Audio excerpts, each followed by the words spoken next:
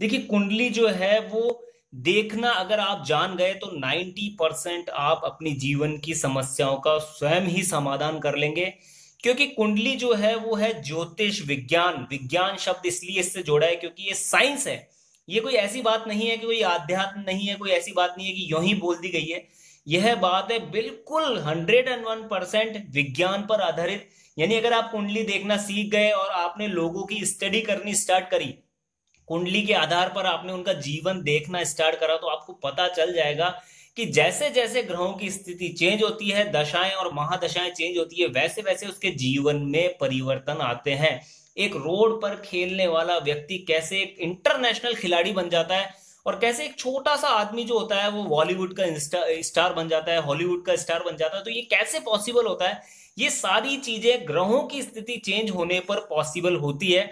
और आज मैं आपको 90% कुंडली देखना इस वीडियो में सिखा दूंगा। अगर आपने ये वीडियो पूरी देखी, कंप्लीट देखी, तो 101% आपको आज कुंडली विवेचन करना, कुंडली देखना आ जाएगा। और आप अपनी स्वयं की कुंडली देखकर भी, अपनी ग्रहों की स्थिति देखकर उसके अकॉर्डिंग अपने जीवन में आप हर चीज का समाधान ढूंढ पाएंगे। तो स्टार्ट करते हैं आज का टॉपिक। अगर आप पूरी वीडियो देखते हैं तो मैं आपको गारंटी दे रहा हूं आज आप 101% कुंडली देखना सीख जाएंगे। देखिए सबसे पहले मैं आपको बता देता हूं कि राशियां जो होती है वो फिक्स सीक्वेंस में होती है, एक सीरीज में होती है, वो अपनी जगह नहीं बदलती है। इसको समझना बहुत जरूरी है। तो राशियां मैं आपको बता देता हूं। सबसे पहली फर्स्ट नंबर की जो राशि है वह है मेष। मेष राशि जो है इसके स्वामी है मंगल देव। और मंगल देव को दो राशियां मिली हुई है, वो कौन सी है वो भी मैं आपको क्लियर करने वाला हूं। सेकंड नंबर की जो राशि है हमारे वह है वृषभ। इसको वृष राशि भी कहते हैं, वृषभ राशि भी कहते हैं। और इसके जो स्वामी है, मालिक जो है इस राशि के, वह है शुक्राचार्य, यानी कि दानवों के गुरु। इसके अलावा जो तीसरे नंबर की जो राशि है, थर्ड नंबर की जो राशि आती है वह है मिथुन। मिथुन राशि जो है उसके स्वामी है बुध देव, गणेश जी। यानी बुध देवता जो है उनको, बुध जो ग्रह है इनको इस राशि का स्वामी बताया गया है। और चौथे नंबर की जो राशि है, फोर्थ नंबर की जो राशि है वह है कर्क। कर्क के स्वामी है चंद्र देव, यानी कि हमारे चंद्रमा जो है, चंद्र ग्रह जो है वो। पांचवें नंबर की जो राशि है, फिफ्थ नंबर की जो राशि है वह है हमारी लियो, यानी सिंह। स्वामी है इस राशि के सूर्य देव, हमारे सूर्य देव जिससे पूरा संसार चलता है, आज ऊर्जा जो हमें मिलती है। सिक्स नंबर की जो राशि है वह है यहाँ पर कन्या। और सेकंड दो बार इस एक ही राशि को, इस राशि को और एक और राशि है मिथुन, इन दोनों का स्वामी जो है वो बुध देव ही है। यानी कि देखिए बुध देव को एक तो मिथुन राशि मिली हुई है और एक राशि है कन्या। इसके अलावा सेवंथ नंबर की हम राशि की बात करें तो वह कहलाएगी तुला। तुला राशि के स्वामी है वापस शुक्राचार्य, शुक्रदेव। उनको वृषभ राशि भी मिली हुई है और तुला राशि भी है इनके पास। इसके अलावा जो आठवें नंबर की जो राशि है वो वापस मंगल देवता, यानी मेष राशि जो मंगल देव को मिली हुई है, मंगल ग्रह को जो मिली हुई है, वो वापस आठवें नंबर की राशि मिली हुई है जिसे हम लोग कहते हैं वृश्चिक। वृश्चिक राशि के बाद नाइन्थ नंबर की जो राशि है वह कहलाएगी यहाँ धनु। स्वामी है धनु राशि जो है, उनके मालिक जो है वो मालिक है यहाँ पर बृहस्पति देव। 10वें नंबर की जो राशि है वह है मकर। इसके मालिक जो है वो है शनिदेव। 11वें नंबर की जो राशि है वह है यहाँ पर कुंभ। कुंभ राशि के वापस जो मालिक है वह है शनिदेव। शनिदेव को दो राशियां मिली है, मकर और कुंभ। इसके अलावा जो 12वें नंबर की राशि है वह है यहाँ पर मीन। बृहस्पति देव को ये राशि मिली है।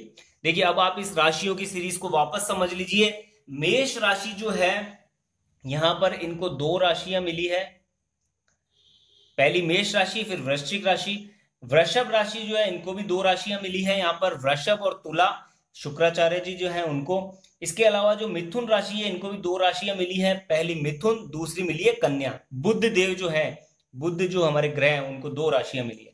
इसके बाद यहाँ पर सिंह जो है, यानी कि सिंह राशि जो है सूर्यदेव, इनको एक राशि मिली है। कर्क यानी चंद्रदेव, इनको एक राशि मिली है। देन उसके बाद धनु, हमारे जो बृहस्पति देव हैं उनको दो राशियां मिली है, धनु और मीन। और शनि देव को भी यहाँ दो राशियां मिली है, मकर और कुंभ। तो यहाँ पर दो दो राशियों वाले ग्रह हैं और दो ग्रह ऐसे हैं जिनको यहाँ पर एक एक राशि मिली है, सूर्य देव को और चंद्र देव को। यह समझना बहुत जरूरी है और इनकी सीक्वेंस फिक्स है। अगर कहीं भी आपकी कुंडली में 8 नंबर लिखा है तो आप आंख बंद कर कर ये समझ लीजिए वहां वृश्चिक राशि, यानी उस घर को मालिक बनाया गया है वृश्चिक राशि को। और वृश्चिक राशि जो है उसके जो स्वामी है यहाँ पर वो है मंगल देव। इसी तरह से कहीं भी कुंडली में 12 नंबर लिखा है तो समझ लीजिए वहां पर मीन राशि है, कहीं पे 1 नंबर लिखा है तो मेष राशि है, 2 नंबर लिखा है तो वृषभ राशि है। तो ये राशियों की सीरीज है, ये बदलती नहीं है, नंबर के अकॉर्डिंग इन्हें पहचाना जाता है और नाम के अकॉर्डिंग नंबर से हम आप इनको समझ सकते हैं, यानी नंबर और नाम दोनों से हम इनका कॉम्बिनेशन समझ सकते हैं कैसे भी। इसके बाद नेक्स्ट यहाँ पर बहुत इंपॉर्टेंट चीज, आपकी कुंडली में हर जगह पर आप देखेंगे एक चीज लिखी होगी, डिग्री।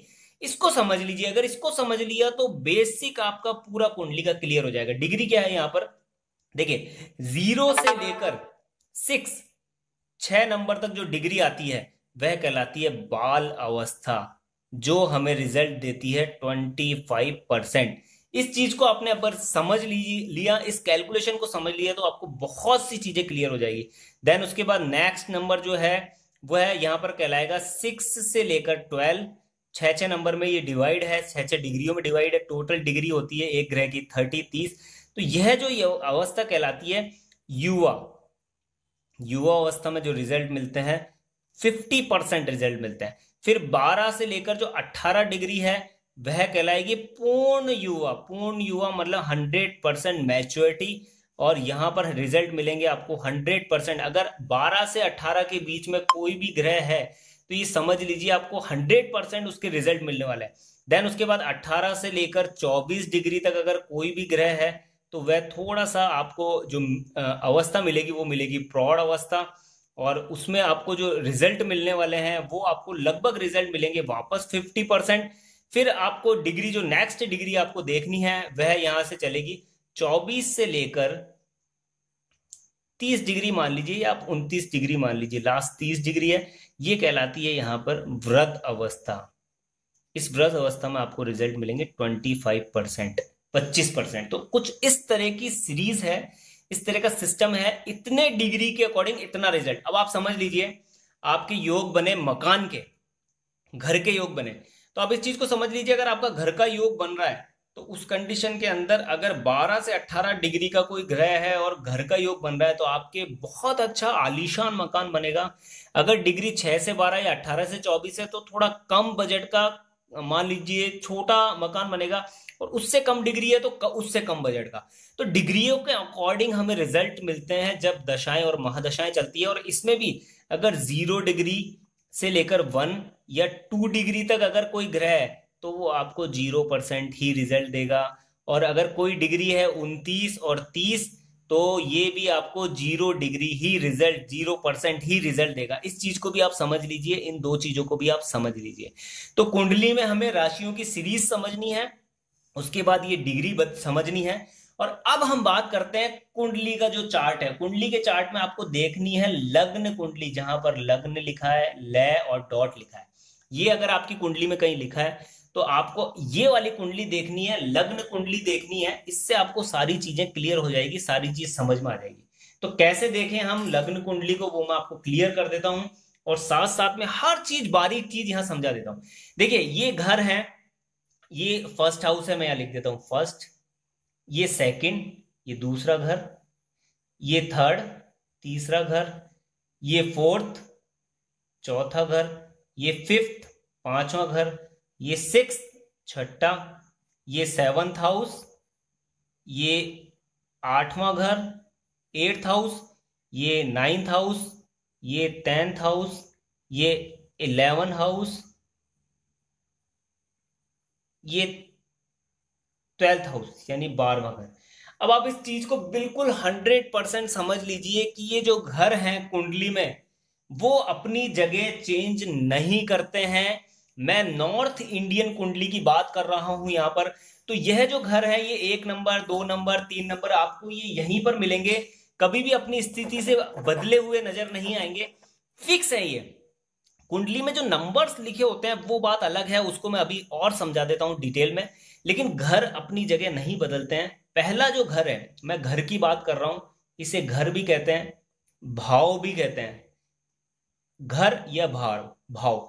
या हाउस भी कहते हैं, यानी first house, second house, third house, fourth house, इसके अकॉर्डिंग बात करते हैं, या पहला भाव, दूसरा भाव, पहला घर, दूसरा घर, इस तरह से भी इस टॉपिक के ऊपर कुंडली में जो बात करते हैं लोग, इस तरह से बात करते हैं।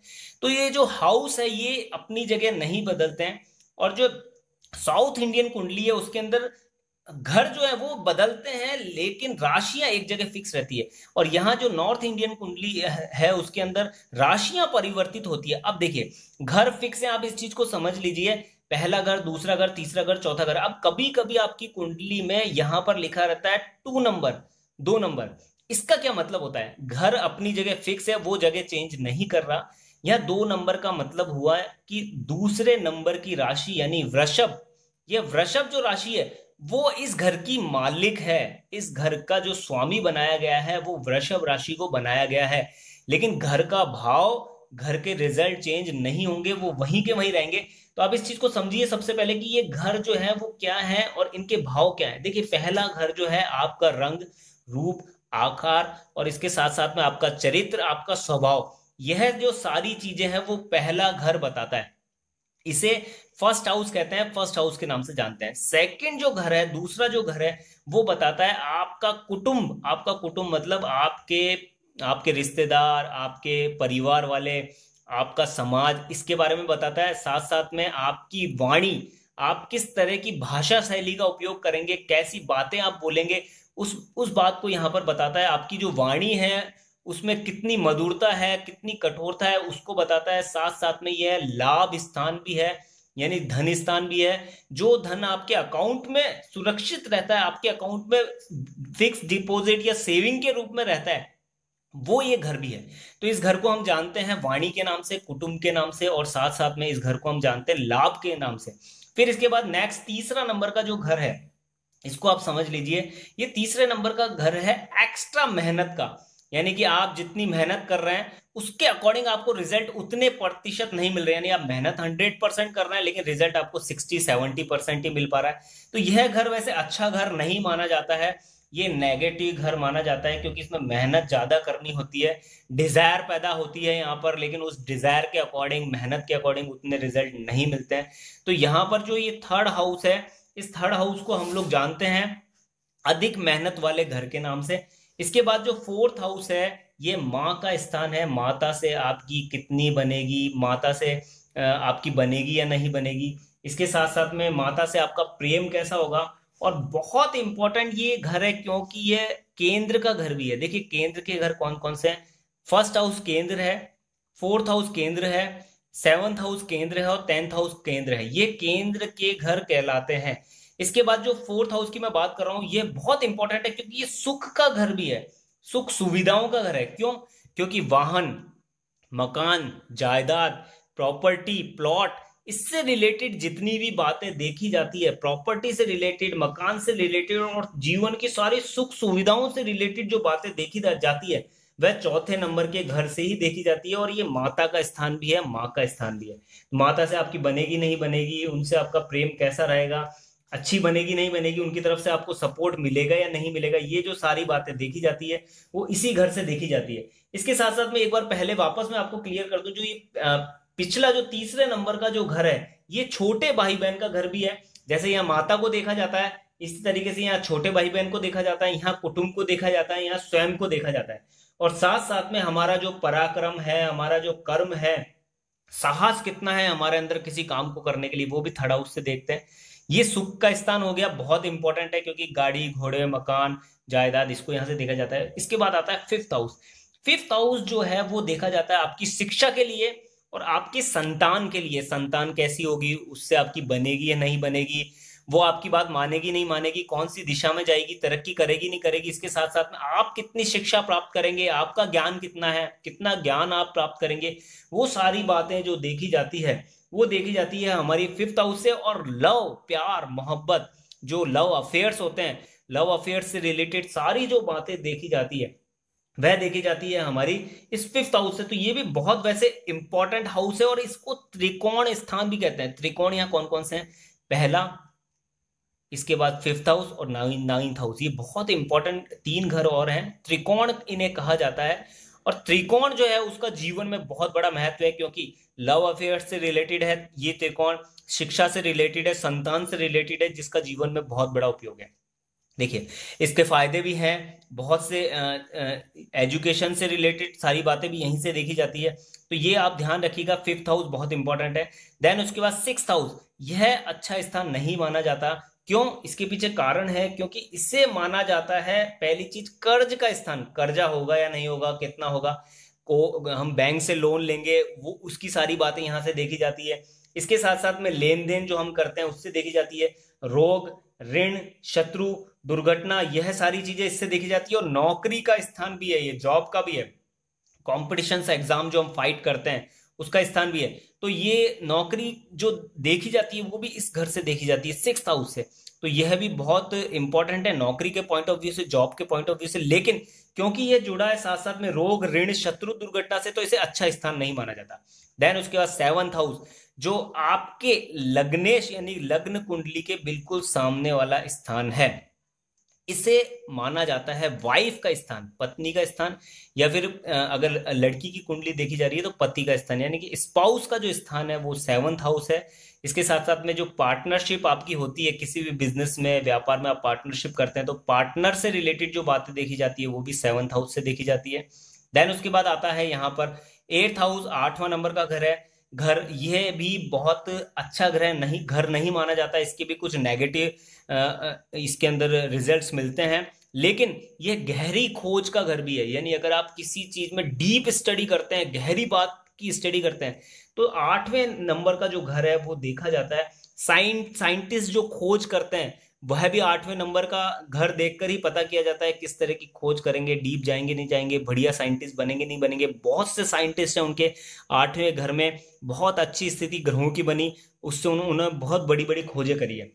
इसके बाद अगर हम बात करें आगे की, तो यहाँ पर ये मृत्यु स्थान भी कहलाता है, मृत्यु भी यहीं से देखी जाती है और कष्ट भी यहीं से देखे जाते हैं। जो बाधाएं और परेशानी आती है, वो सारी जो चीजें देखी जाती है वो इसी घर से देखी जाती है, यानी कि एट्थ हाउस से देखी जाती है। इसके बाद हम बात करते हैं नाइन्थ हाउस, 9वां नंबर का जो घर है वो बहुत इंपॉर्टेंट है, क्योंकि ये भी त्रिकोण का घर है। त्रिकोण का घर होने के साथ साथ में ये भाग्य स्थान है, हमारा जो भाग्य उदय होता है वो हम जो देखते हैं वो नाइन्थ हाउस से देखते हैं। और साथ साथ में पिता का स्थान भी है, पिता की स्टडी भी, पिता से बनेगी नहीं बनेगी, उनका बिजनेस हम करेंगे नहीं करेंगे, वो सारी बातें यहाँ से देखी जाती है। और विदेश की जो यात्राएं हैं वो भी नाइन्थ हाउस से देखी जाती है। कि अब सेटलमेंट अलग बात हो गई, विदेश में बसना, वहां नौकरी करना अलग बात हो गई, 1 साल 2 साल के लिए आप नौकरी कर रहे हैं वो अलग बात हो गई। विदेश यात्रा यानी विदेश घूमना, विदेश किसी टूर के लिए जाना, वो बात जो है वो नाइन्थ हाउस से देखी जाती है। 10th हाउस भी त्रिकोण का क्योंकि घर आ गया तो बहुत इंपॉर्टेंट है, क्योंकि हम किस तरह का काम करेंगे, किस तरह का व्यापार करेंगे, व्यवसाय करेंगे, जॉब करेंगे, क्या प्रोफेशन होगा हमारा, हम कंसल्टेंसी का काम करेंगे, क्या करेंगे हम, वो सारी बातें 10th हाउस से देखी जाती है। और शोहरत जो मिलती है हमें, व्यवसाय में जो नाम मिलता है, मान सम्मान मिलता है, वो सारी बातें यहीं से देखी जाती है। ये प्रोफेशन का घर है, बहुत इंपॉर्टेंट ये घर है। देन उसके बाद 11वें नंबर का जो घर है वह यहाँ पर कहलाता है लक्ष्मी स्थान। इस घर से जो इनकम होती है वो लक्ष्मी स्थान से हमें पता पड़ती है कि कितनी होगी, यानी कि हम जो भी प्रोफेशन करेंगे उससे इनकम कैसी होगी वो देखी जाएगी 11वें घर से। और वो सेविंग के रूप में जो बचेगी वो सेकंड हाउस से देखी जाएगी, कि हम इनकम करेंगे वो सारा पैसा कहीं खर्च तो नहीं हो जाएगा, बचेगा तो कितना बचेगा वो सेकंड हाउस से पता पड़ेगा, क्योंकि ये धन स्थान है। देन उसके बाद 12वां जो घर है ये भी अच्छा स्थान नहीं माना जाता, क्योंकि यह जेल की यात्रा का स्थान है। जेल की अगर किसी को यात्रा करनी पड़ गई, जेल केसेस जो हो गए उसके ऊपर कारावास, इसके साथ साथ में व्यापार में घाटा, ये सारी बातें इस घर से देखी जाती है। और साथ साथ में यह भी देखा जाता है कि पति पत्नी कितना साथ रहेंगे, कितने समय तक साथ रहेंगे, उनमें बनेगी नहीं बनेगी, वो भी इस घर से देखी जाती है। साथ साथ में खर्चों का घर भी है, व्यय स्थान भी इसे कहते हैं, तो हमारे इनकम के अकॉर्डिंग कितने खर्चे होंगे वो सारी बातें भी यहाँ से देखी जाती है। और यह विदेश का सेटलमेंट का घर भी है, तो इसमें एक पॉजिटिव बात है, विदेश सेटलमेंट, यानी बहुत से लोग अगर विदेश में बसना चाहते हैं तो उसके लिए 12th हाउस देखा जाता है। कैसे देखते हैं वो मैं आपको क्लियर कर दूंगा। तो देखिए इसका पॉजिटिव पॉइंट है विदेश में बसना, यह नेगेटिव घर है, लेकिन इसका पॉजिटिव पॉइंट है गहरी खोज करना। यह भी नेगेटिव घर है, लेकिन इसका एक पॉजिटिव पॉइंट है बहुत बढ़िया, कॉम्पिटिशन जॉब, आप अगर जॉब फील्ड में जाते हैं, कंपटीशन फाइट करते हैं, तो उसको क्लियर करेंगे नहीं करेंगे। और यह भी नेगेटिव घर है, मेहनत ज्यादा करवाता है, लेकिन डिजायर शक्ति के द्वारा, इस अपनी मेहनत के द्वारा हम कहाँ ऊंचाइयों तक जाएंगे, कौन से मुकाम तक जाएंगे, साहस हमारा कितना होगा। जो साहस है वो जीवन में बहुत जरूरी है, क्योंकि साहस के दम पर बहुत से लोग बहुत आगे तक पहुंच जाते हैं। तो यह भी घर इंपॉर्टेंट है। तो नेगेटिव घरों में भी ये जो घर है, तीसरा है, छठा है, आठवां है और 12वां है, इसमें नेगेटिव पॉइंट के साथ भी एक एक पॉजिटिव पॉइंट है जो बहुत इंपॉर्टेंट है। यह कुंडली के हो गए घर जो कभी नहीं बदलते। अगर आपकी कुंडली में यहां पर लिखा है 3, यहां लिखा है 4, इस चीज को समझ लीजिए आप। भले ही ये घर एक है, अब इसको भूल जाइए आप, 1 नंबर को भूल जाइए, 2 को भूल जाइए, ये जो मैंने नंबर लिखे हैं इनको आप भूल जाइए, इनको आपको ध्यान नहीं रखना। अब मैं बताने जा रहा हूं कि कुंडली कैसे रीड करें, कैसे पढ़ें हम लोग। तो देखिए, यहां मान लीजिए 3 लिखा है, यहाँ 4 लिखा है, यहाँ 5 लिखा है, यहाँ 6 लिखा है, यहाँ 7 लिखा है, यहाँ 8, 9, ये सीरीज बिल्कुल फिक्स रहेगी, बदलेगी नहीं। यहाँ लिखा है 12, यहाँ लिखा है 1, यहाँ लिखा है 2, ये वापस 3 स्टार्ट हो गया। तो अब इसका सिंपल सा अर्थ ये है, यहाँ तीसरे नंबर की राशि बैठी है, यानी इस लग्न की कुंडली के अंदर लग्नेश जो बना, इस पूरी कुंडली के अंदर अगर होलसेल मेन मालिक किसे बनाया गया, तो वो बनाया गया 3 नंबर यानी मिथुन राशि को, जिसके स्वामी है बुध देव। यानी इस कुंडली के जो मालिक बने, इस कुंडली का होलसेल डिपार्टमेंट जो हाथ में आया वो आया बुध देव के, क्योंकि 3 नंबर यहाँ लिखा है। चौथा नंबर यानी कि जो कर्क राशि है उसे मिला लाभ स्थान। 5वां नंबर जो कि है सिंह राशि, उन्हें मिला यहाँ पर तीसरा नंबर का घर, यानी कि तीसरे नंबर के घर में राशि कौन सी बैठी है, 5वें नंबर की। अब यह ग्रह कौन सा बैठा है वो बात अलग हो गई। फिर इसके बाद हम बात करें थोड़ा सा आगे, तो यहाँ पर 6 नंबर लिखा है, यानी कन्या राशि को यह घर मिला, यानी कि गाड़ी घोड़े मकान जायदाद प्रॉपर्टी सुख सुविधा, उसका डिपार्टमेंट किसको मिला, कन्या राशि। कन्या राशि का मतलब यहाँ पर हुआ बुध देव को। देखिए बुध देव लग्नेश भी है यहाँ पर, और यह सुख सुविधाओं का डिपार्टमेंट भी इन्हें मिला है। देन उसके बाद 7वीं नंबर की राशि कौन सी है, तुला। तो तुला राशि को मिला संतान का स्थान, शिक्षा का स्थान, लव अफेयर का स्थान। तुला राशि कौन है, शुक्रदेव, शुक्रदेव इसके स्वामी है, तो शुक्रदेव को यह डिपार्टमेंट मिला इस राशि के अकॉर्डिंग। यहाँ इसके अकॉर्डिंग आप समझ सकते हैं, जो मैंने यहाँ राशियां लिखी है वो डिपार्टमेंट इनको मिल गए। अब आपके कुंडली में कहीं पर डिग्री लिखी है, उसके अकॉर्डिंग आप उनका बल भी समझ सकते हैं। मान लीजिए एक एग्जांपल लेता हूं, यहां पर 3 नंबर लिखा है और यहीं पर बुध देवता विराजमान है। जरूरी नहीं है कि बुध देव यहीं हो, कहीं भी हो सकता है, लेकिन मान लीजिए यहीं पर विराजमान है। तो अब यहां आप देखिए, सबसे पहले बुध देव की डिग्री, अगर 12 से 18 के बीच में डिग्री है बुध देव की, और बुध देव क्योंकि स्वयं राशि में बैठे हैं, तीसरे नंबर की जो राशि है मिथुन, उसमें खुद में बैठे हैं, तो 101% वो व्यक्ति बोलने का बहुत बढ़िया, मतलब एक्सपर्ट आदमी होगा। वो अपनी बात को इतनी बेहतरीन तरीके से एक्सप्लेन करेगा कि सामने वाला उसकी बात में मंत्र मुग्ध हो जाएगा और उसकी बात में हाँ करेगा ही करेगा। यानी आप उस बात को ये कह सकते हैं कि अगर ऐसी स्थिति क्रिएट हो जाती है, डिग्री भी अच्छी है बुध देव की, और डिग्री के साथ साथ में वो खुद की स्वयं राशि में बैठे हैं, क्योंकि इस कुंडली के अंदर वो लग्नेश भी हैं, इस कुंडली के होलसेल मालिक भी हैं। तो यहाँ पर बुध देव पावरफुल ग्रह बन गए खुद की स्वयं राशि में बैठने से। और बोलने की कला उस व्यक्ति में सबसे इंपॉर्टेंट होगी, क्योंकि वह भाव, ये फर्स्ट हाउस के अंदर वो कहाँ बैठ गए, चरित्र पे बैठ गए, स्वभाव पे बैठ गए, उनके रंग रूप आकार पे बैठ गए। क्योंकि पहला घर मैंने बताया था आपको कि वो रंग रूप आकार स्वभाव चरित्र का है। तो बुध देव से उनका चरित्र बना, बोलने की कला, क्योंकि बुध जो है वो बोलने की कला से जुड़े हुए हैं।